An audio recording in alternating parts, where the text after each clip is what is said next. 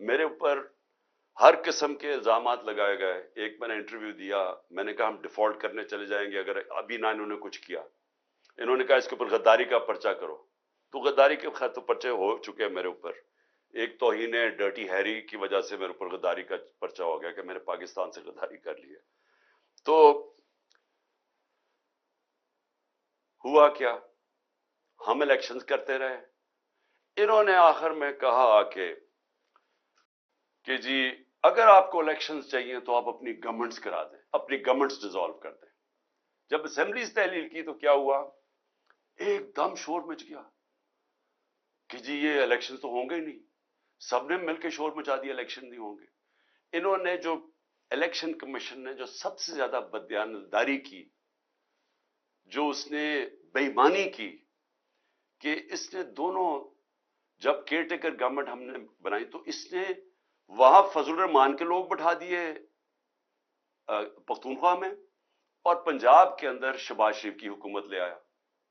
یعنی سارے ان کے آفیسر سب لوگوں کو اوپر بٹھا دیا. اور اس کے بعد وہ حکومتیں, یہ جو کیئر ٹیکر ہے اس کا کام تھا الیکشن کروانا, وہ کیئر ٹیکر الیکشن کی بات نہ کرے.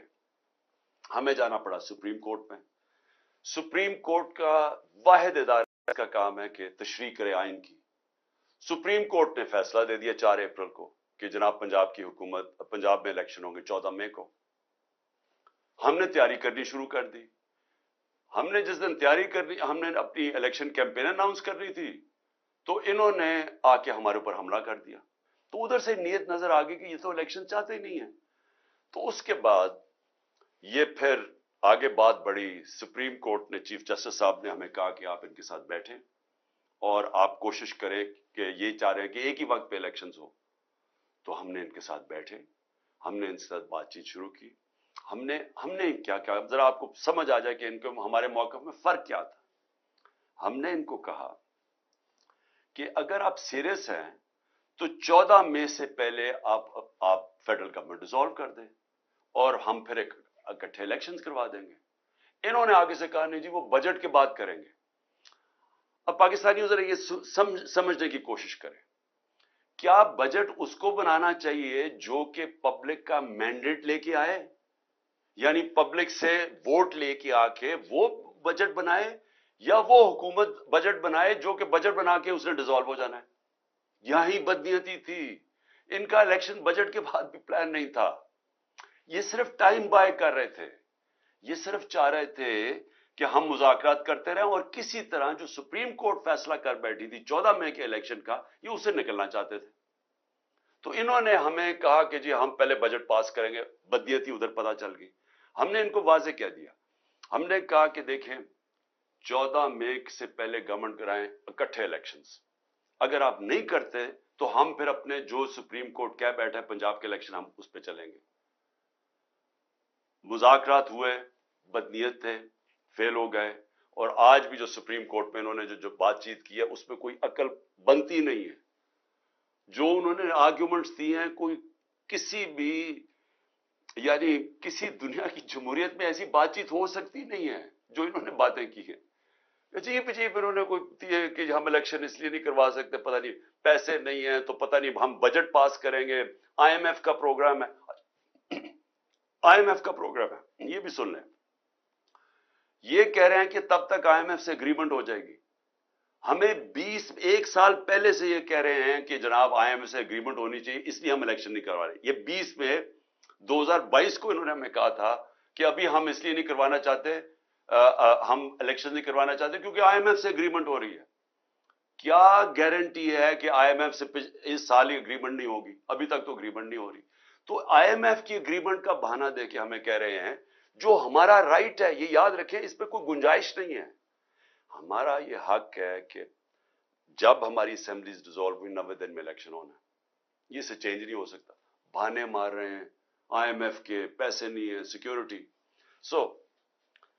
ہم نے سپریم کورٹ کو واضح کہہ دیا کہ جی اگر انہوں نے جوائنٹ الیکشن اور 14 مئی سے پہلے گورنمنٹس نہیں اپنی ڈیزالو کرنی, ہم اپنے پنجاب کا الیکشن چاہتے ہیں, اور اس کے بعد پختونخوا کا, اس پہ بھی ہم سپریم کورٹ میں جانے لگے ہیں.